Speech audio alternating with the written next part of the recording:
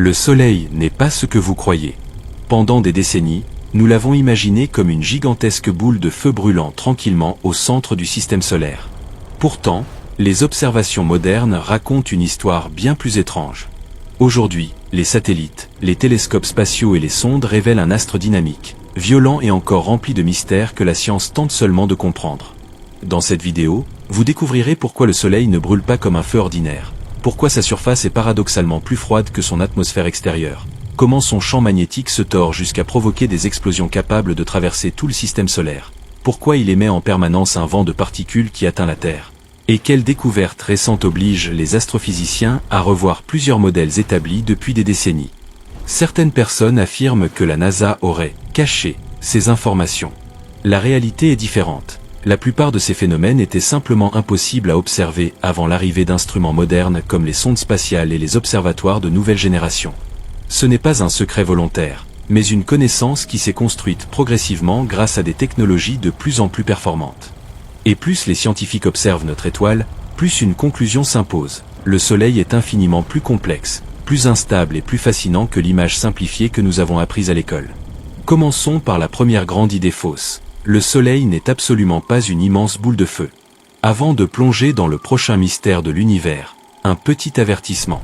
Si vous aimez comprendre l'espace, mais que vous vous perdez dans les théories compliquées, nous avons créé le book L'univers expliqué depuis zéro. C'est un guide 100% visuel et sans termes compliqués pour vous aider à comprendre tout ce qui va du Big Bang au trou noir. Le lien se trouve dans la description et dans le premier commentaire épinglé. Maintenant, revenons à notre sujet. La première erreur que presque tout le monde commet est d'imaginer le Soleil comme un immense incendie alimenté par un combustible. Cette image paraît logique, mais elle est complètement fausse. Un feu, tel que nous le connaissons sur Terre, est une réaction chimique entre un combustible et de l'oxygène. Sans oxygène, la combustion s'arrête immédiatement. Or, le Soleil ne contient pratiquement pas d'oxygène utilisable pour une combustion classique. S'il brûlait réellement comme un gigantesque feu, il se serait éteint il y a des milliards d'années. Pourtant, il rayonne de manière remarquablement stable depuis environ 4,6 milliards d'années et continuera encore pendant près de 5 milliards d'années.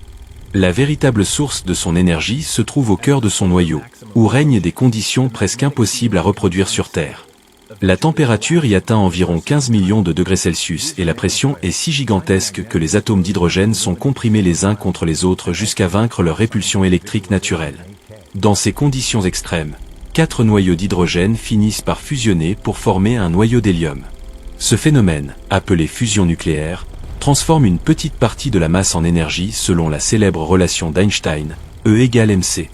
Chaque seconde, le Soleil convertit près de 600 millions de tonnes d'hydrogène en hélium. Environ 4 millions de tonnes de cette masse disparaissent littéralement pour devenir de l'énergie pure.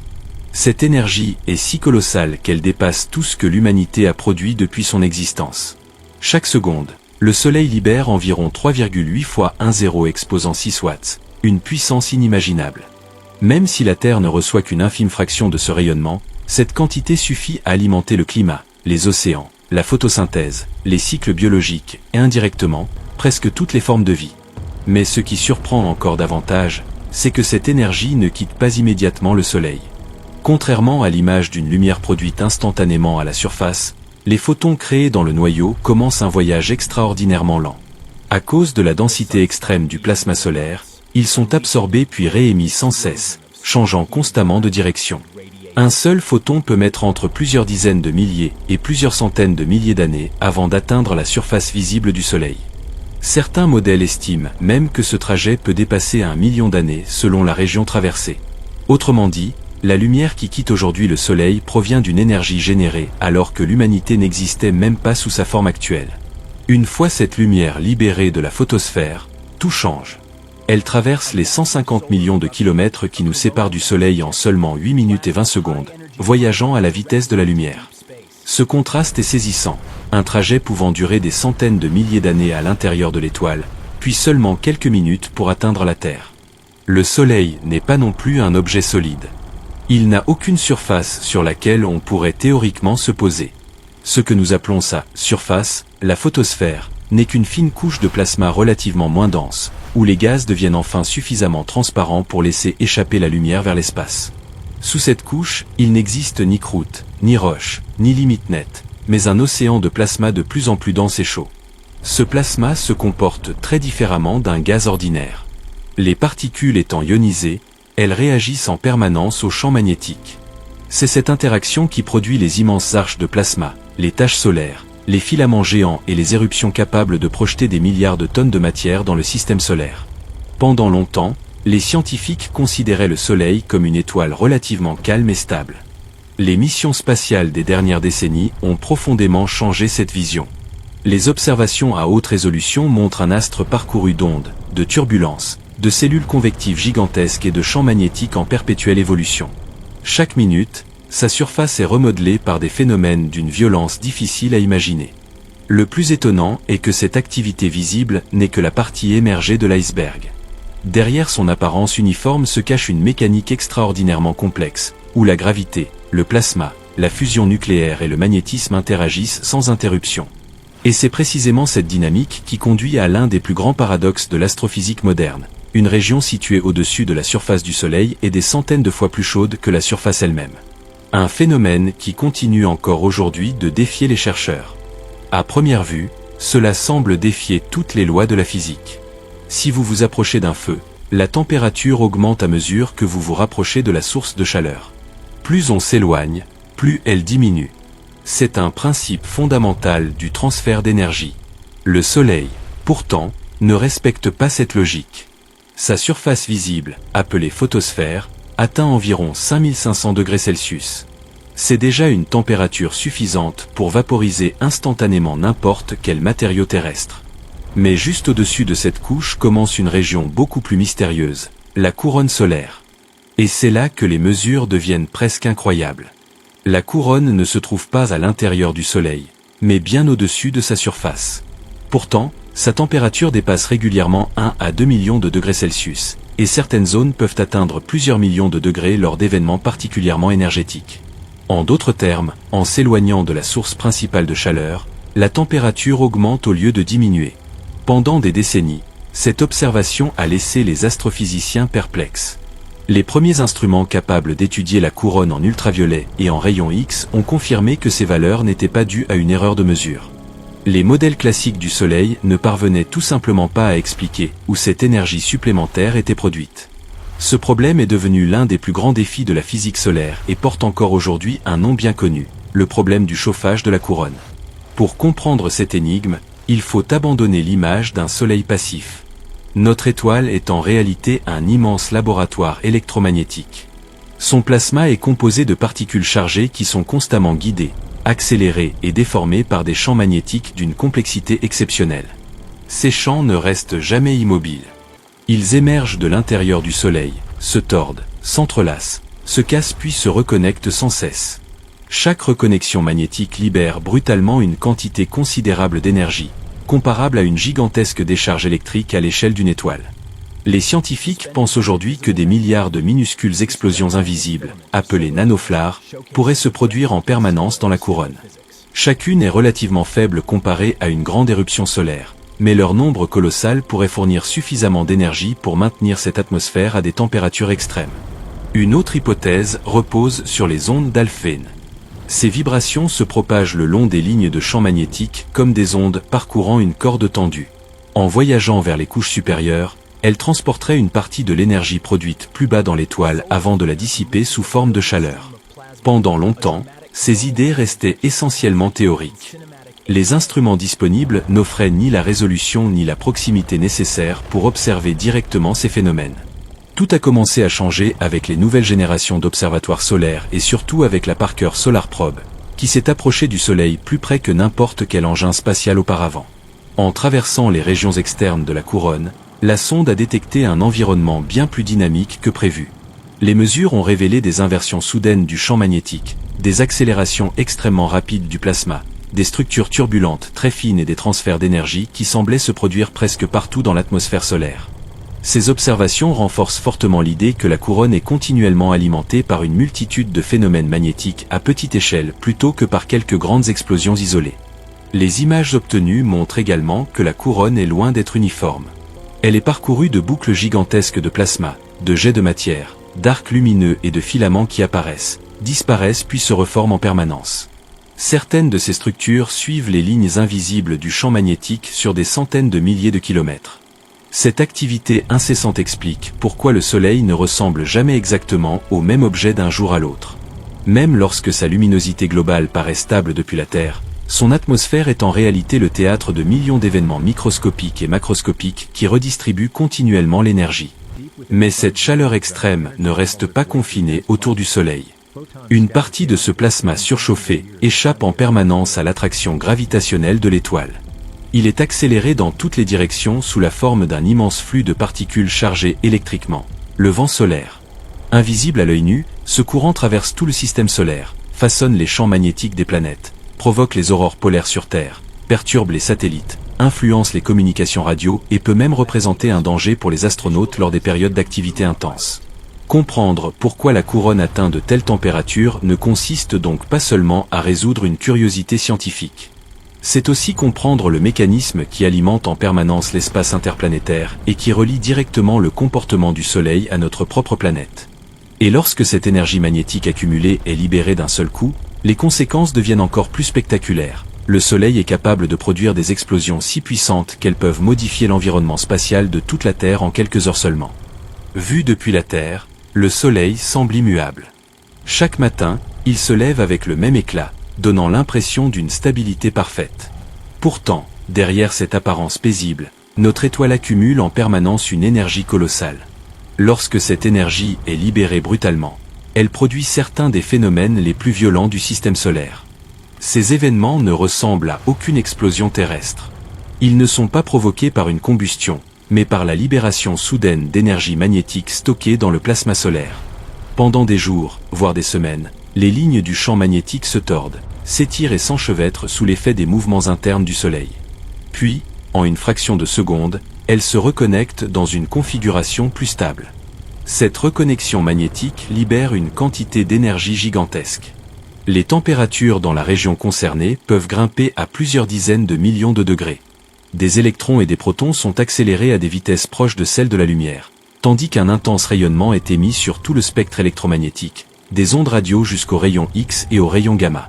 Ces phénomènes sont appelés éruptions solaires. Les plus puissantes peuvent libérer en quelques minutes autant d'énergie que des milliards de bombes nucléaires. Pourtant, ce n'est souvent que le début. Très fréquemment, une éruption s'accompagne d'un événement encore plus spectaculaire, une éjection de masse coronale. Dans ce cas, le Soleil projette dans l'espace une immense bulle de plasma magnétisé, contenant parfois plusieurs milliards de tonnes de matière. Cette matière est propulsée à des vitesses pouvant dépasser 2000 km par seconde. À cette vitesse, le nuage met généralement entre 15 heures et 3 jours pour atteindre la Terre, selon son intensité et sa trajectoire. Heureusement, notre planète possède une protection naturelle essentielle, son champ magnétique.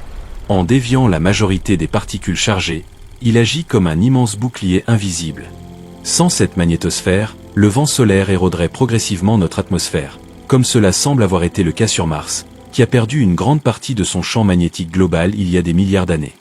Mais ce bouclier n'est pas parfait.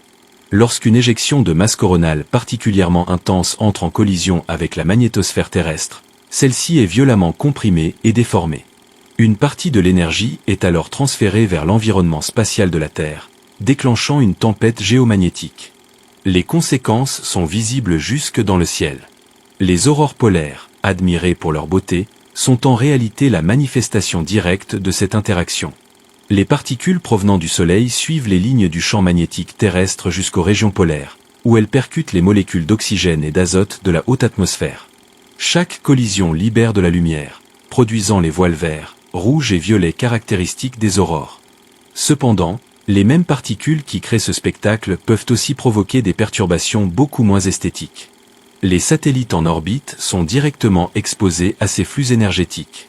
Leurs composants électroniques peuvent subir des dysfonctionnements, leurs panneaux solaires perdre en efficacité et leur système de navigation être temporairement perturbé. Les satellites de télécommunication, de météorologie et de géolocalisation doivent être constamment surveillés lors des périodes de forte activité solaire. Les réseaux de communication radio utilisant la haute atmosphère peuvent également être affectés. Les pilotes d'avions empruntant des routes polaires doivent parfois modifier leur trajectoire afin d'éviter les interruptions de communication avec les centres de contrôle. Les systèmes de navigation par satellite, utilisés aujourd'hui par les avions, les navires, les véhicules, les smartphones et une grande partie de l'économie mondiale, peuvent voir leur précision diminuer lorsque l'ionosphère est fortement perturbée. Les réseaux électriques représentent une autre vulnérabilité majeure. Lors d'une tempête géomagnétique intense, les variations rapides du champ magnétique terrestre induisent des courants électriques dans les longues lignes à haute tension. Ces courants peuvent surcharger les transformateurs, provoquer des coupures régionales et endommager des infrastructures critiques.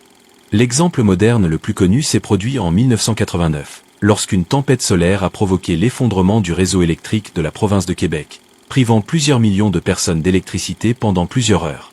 Mais l'événement historique le plus spectaculaire reste celui de 1859, connu sous le nom d'événement de Carrington. Cette tempête solaire, la plus puissante jamais observée, a provoqué des aurores visibles jusque sous les tropiques. Les lignes télégraphiques ont subi de fortes surtensions, certaines ont continué à fonctionner même après avoir été débranchées de leurs alimentations électriques, tandis que d'autres ont pris feu sous l'effet des courants induits. À l'époque, les infrastructures technologiques étaient limitées.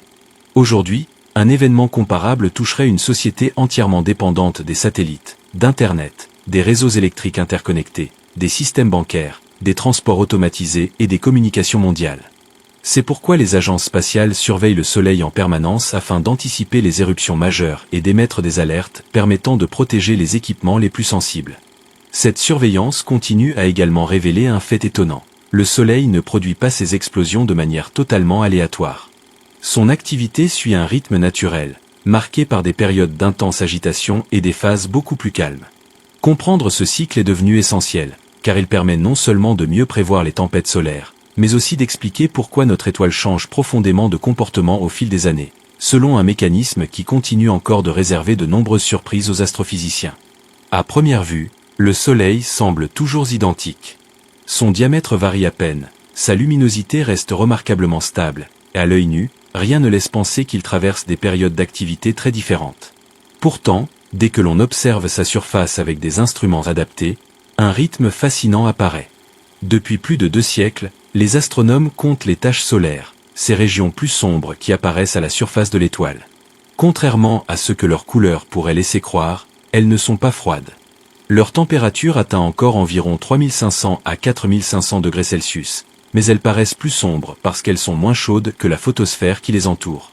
Ces taches sont la manifestation visible de champs magnétiques extrêmement puissants.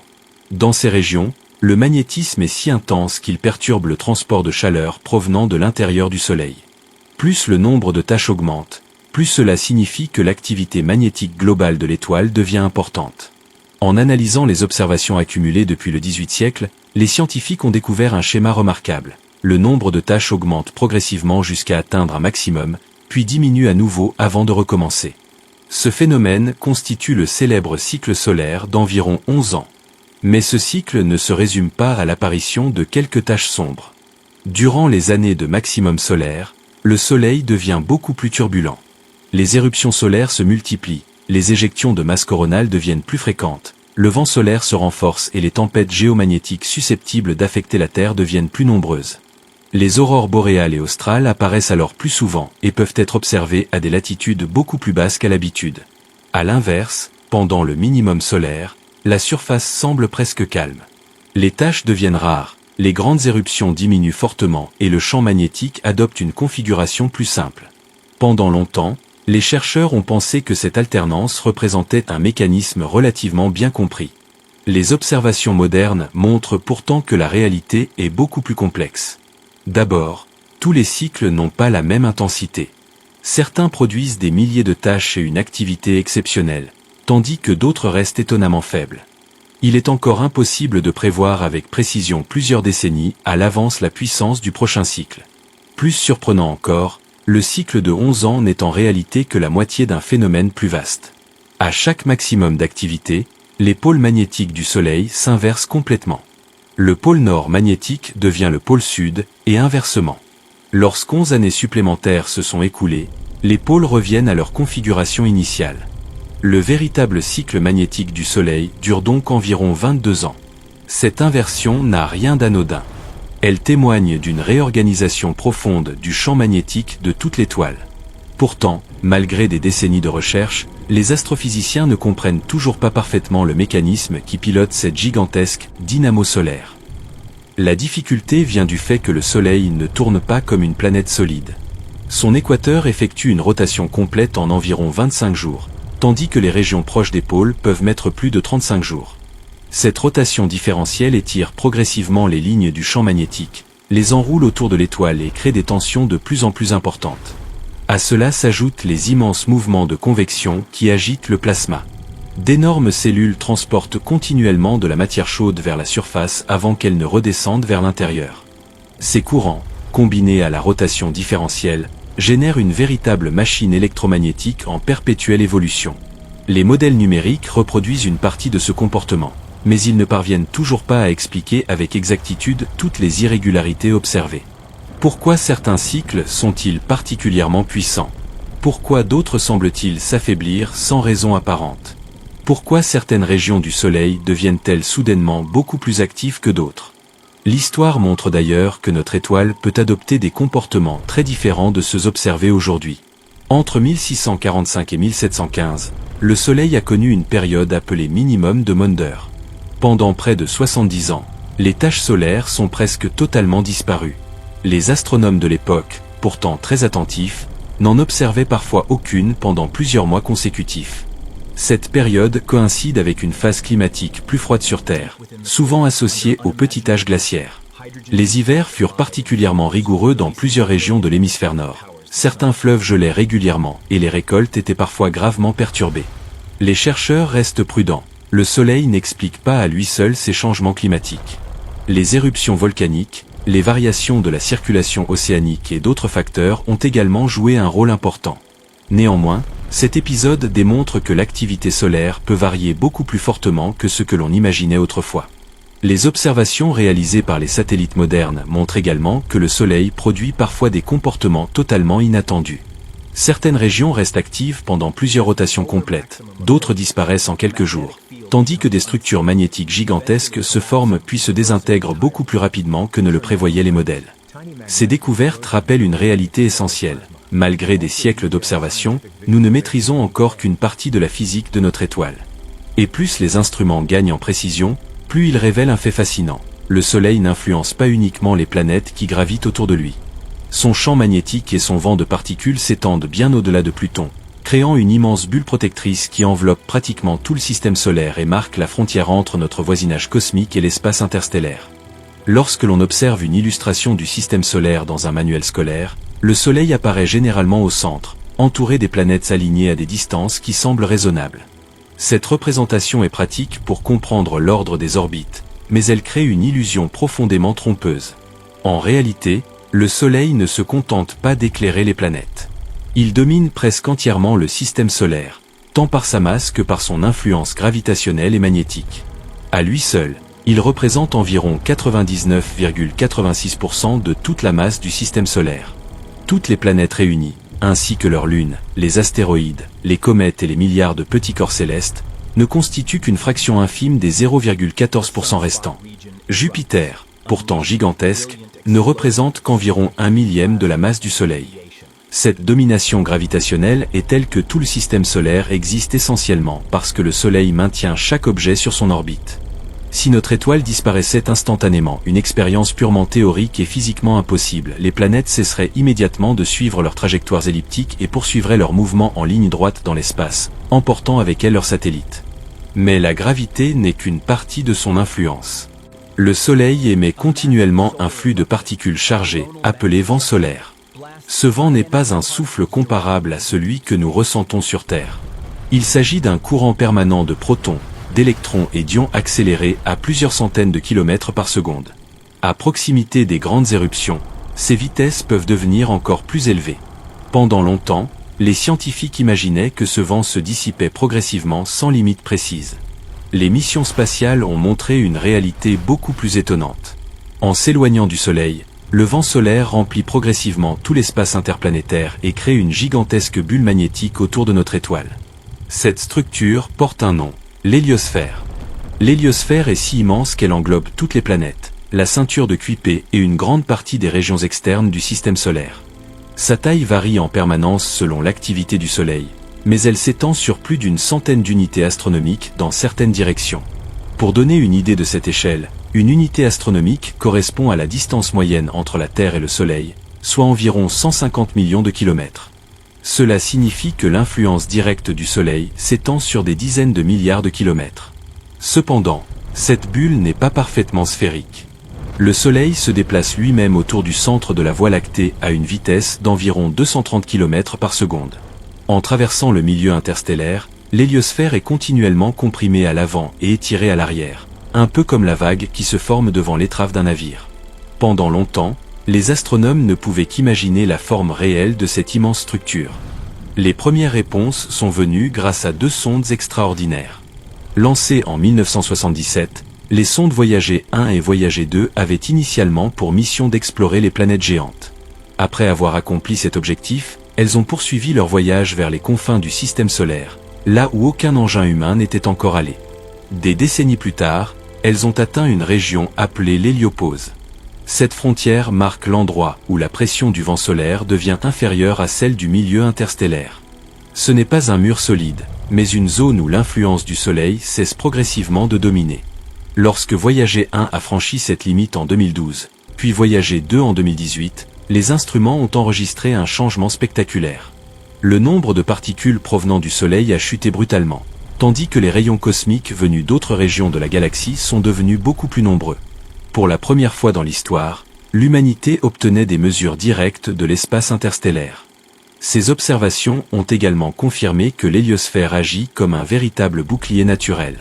En ralentissant et en déviant une partie des rayons cosmiques de haute énergie, elle protège les planètes internes d'un bombardement encore plus intense de particules provenant de l'explosion d'étoiles lointaines et d'autres phénomènes extrêmes de la Voie lactée.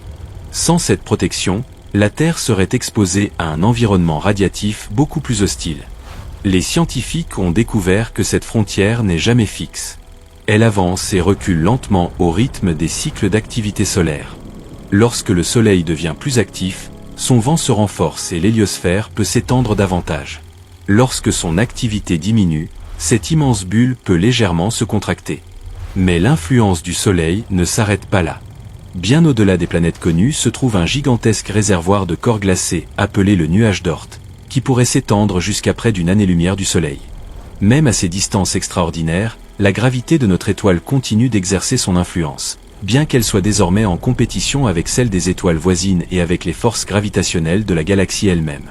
Autrement dit, le Soleil n'est pas seulement l'étoile située au centre du système solaire. Il en est l'architecte, le moteur énergétique, le générateur du champ magnétique dominant et le créateur d'une immense bulle protectrice qui voyage avec lui à travers la Voie lactée. Pourtant, malgré tout ce que nous savons désormais sur son fonctionnement, une question demeure profondément fascinante.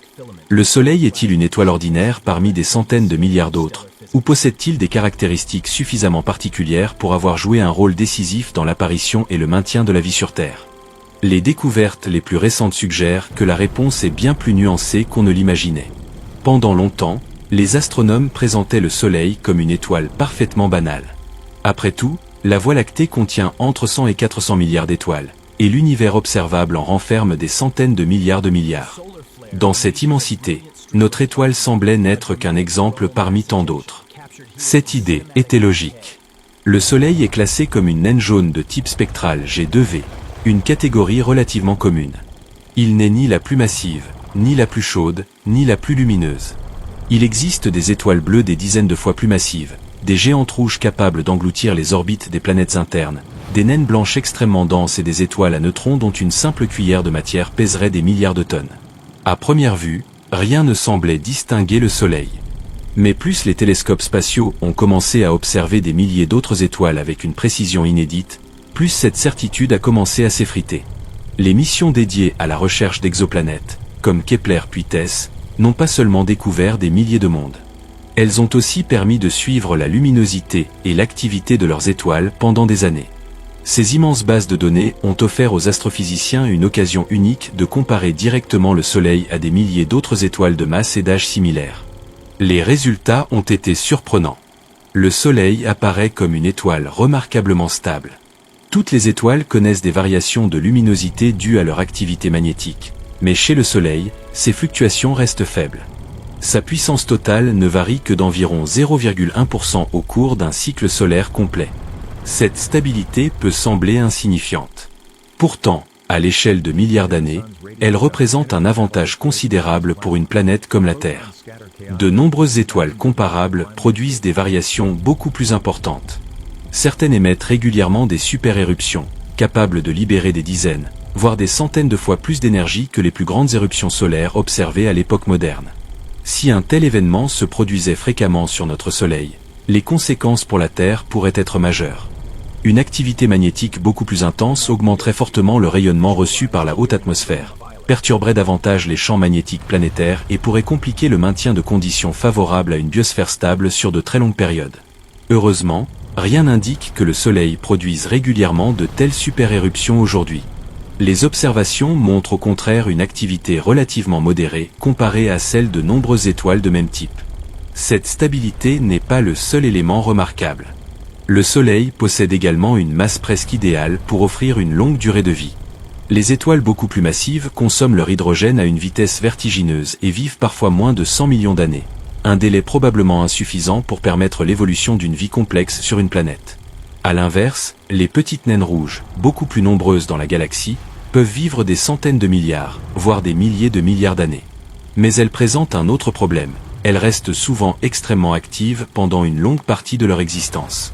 Leurs puissantes éruptions et leur rayonnement intense peuvent rendre l'environnement des planètes proches beaucoup plus hostile. Le Soleil semble donc occuper une position intermédiaire particulièrement intéressante. Il est suffisamment massif pour produire une énergie abondante et stable, tout en étant assez modéré pour vivre environ 10 milliards d'années. Nous nous trouvons d'ailleurs à peu près au milieu de cette histoire. Après environ 4,6 milliards d'années d'existence, le Soleil a consommé près de la moitié de son hydrogène central. Tant que cette réserve continuera d'alimenter la fusion nucléaire, son fonctionnement restera relativement stable. Mais cette stabilité n'est pas éternelle. Au fil des centaines de millions d'années, le noyau s'enrichit progressivement en hélium. Cette accumulation modifie lentement les conditions internes de l'étoile. Pour maintenir son équilibre gravitationnel, le noyau se contracte légèrement, ce qui augmente la température et accélère le rythme de la fusion. Conséquence inattendue, le Soleil devient progressivement plus lumineux. Les modèles stellaires indiquent qu'il est aujourd'hui environ 30% plus lumineux qu'au moment de sa naissance. Cette évolution est extrêmement lente à l'échelle humaine, mais elle est parfaitement mesurable à l'échelle géologique. Dans environ 1 milliard d'années, cette augmentation de luminosité pourrait suffire à perturber profondément le climat terrestre. L'évaporation des océans s'accélérerait progressivement. L'effet de serre deviendrait de plus en plus intense et les conditions permettant le maintien de la vie telle que nous la connaissons commenceraient à disparaître, bien avant la mort du Soleil lui-même. Puis, dans environ 5 milliards d'années, notre étoile entrera dans la phase la plus spectaculaire de son existence. Le noyau, privé d'hydrogène, commencera à se contracter rapidement tandis que les couches externes se dilateront de façon gigantesque. Le Soleil deviendra une géante rouge, son rayon augmentera de manière colossale et il pourrait engloutir Mercure et Vénus. Le destin exact de la Terre reste encore débattu, mais même si notre planète échappait à une absorption directe, elle serait transformée en un monde totalement inhabitable, sa surface étant portée à des températures extrêmes. Après cette phase, le Soleil rejettera lentement ses couches externes dans l'espace, formant une magnifique nébuleuse planétaire. Au centre subsistera le noyau extrêmement dense de l'ancienne étoile, une naine blanche, de la taille approximative de la Terre mais contenant près de la moitié de la masse actuelle du Soleil. Elle ne produira plus d'énergie par fusion nucléaire. Pendant des milliards, puis des milliers de milliards d'années, elle se refroidira lentement, émettant de moins en moins de lumière jusqu'à devenir un astre sombre et silencieux. Ce destin est celui de la majorité des étoiles semblables au Soleil. Mais avant d'atteindre cette fin lointaine, notre étoile continue de réserver des surprises. Chaque nouvelle mission spatiale révèle des phénomènes que les modèles précédents n'avaient pas anticipés, preuve qu'après des siècles d'observation, le Soleil conserve encore une part importante de mystère.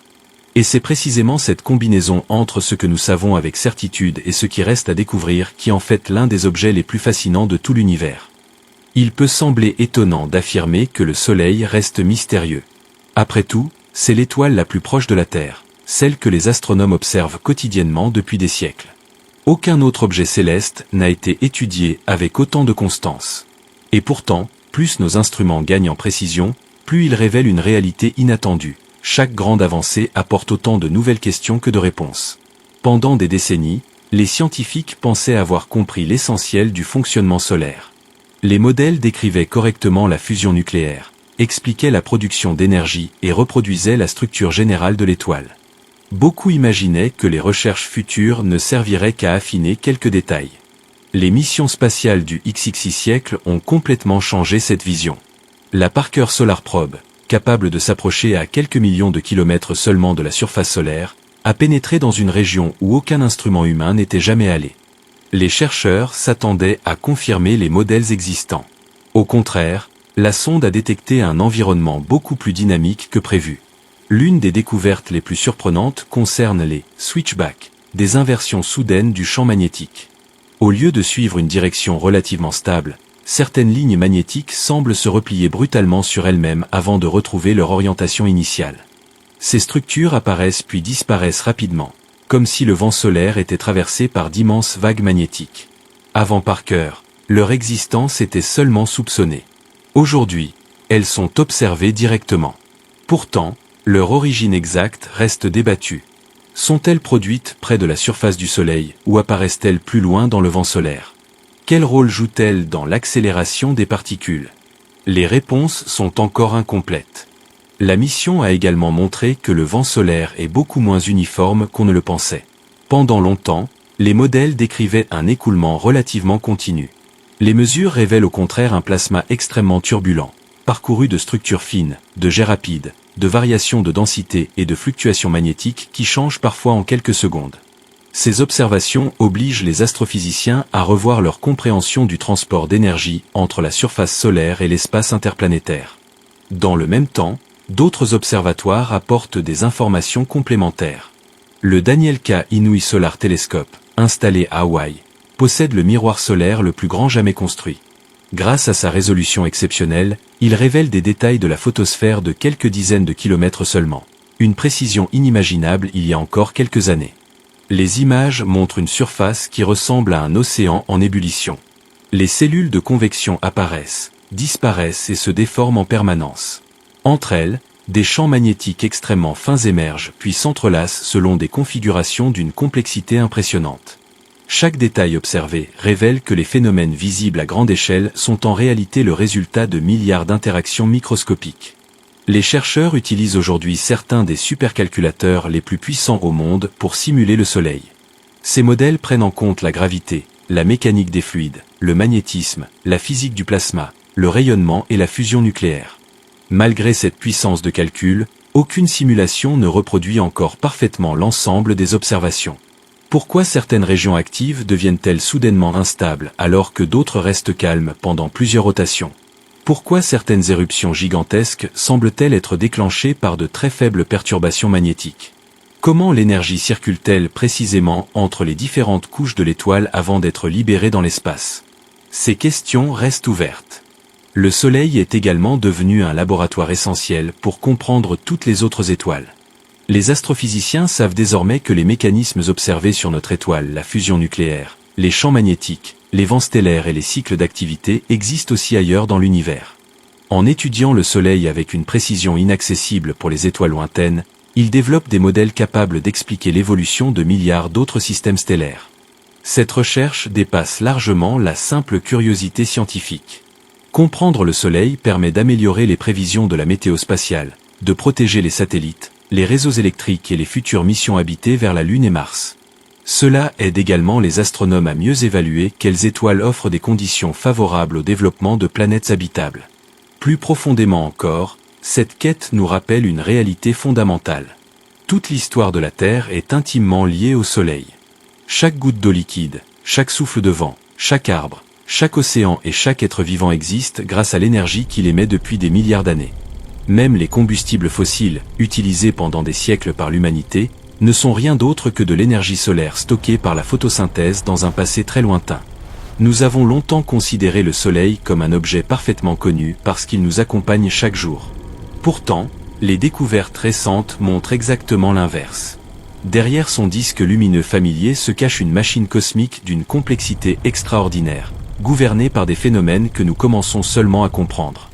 Chaque nouvelle mission spatiale, chaque télescope plus puissant et chaque amélioration des modèles numériques dévoile une nouvelle pièce du puzzle, tout en révélant que de nombreuses autres restent encore manquantes. Le Soleil n'était donc pas un secret caché pendant des années. Ce qui a véritablement changé, c'est notre capacité à l'observer. Et si les progrès réalisés en seulement quelques décennies ont déjà bouleversé notre vision de l'étoile la plus proche de nous, il est probable que les découvertes des prochaines années transformeront encore profondément tout ce que nous croyons savoir sur cet astre qui rend possible notre existence. Le Soleil est l'objet céleste le plus familier de notre quotidien, mais aussi l'un des plus complexes de tout l'univers. Derrière sa lumière constante se cache une fusion nucléaire ininterrompue, des champs magnétiques gigantesques, des températures qui défient notre intuition, des explosions capables d'affecter toute notre planète et des phénomènes que les scientifiques cherchent encore à expliquer. Ce que nous pensions être une simple boule de feu s'est révélé être une immense machine cosmique en perpétuelle évolution. Et chaque nouvelle mission spatiale nous rappelle une leçon essentielle. Plus nous apprenons sur le Soleil, plus nous découvrons l'étendue de ce qu'il nous reste à comprendre. Si cette vidéo vous a permis de voir notre étoile sous un tout autre angle, laissez un j'aime, abonnez-vous à la chaîne et dites-nous dans les commentaires, quelle découverte sur le Soleil vous a le plus surpris. Et si ce documentaire a éveillé votre curiosité et votre envie d'aller plus loin, n'oubliez pas de découvrir notre guide visuel, ** l'univers expliqué depuis 0 ***. C'est la manière la plus simple, la plus esthétique et la plus accessible de maîtriser l'astronomie sans avoir besoin d'être un scientifique. Le lien se trouve juste en dessous dans la description. Merci beaucoup d'avoir regardé cette vidéo, et à très bientôt pour un nouveau voyage à travers le cosmos.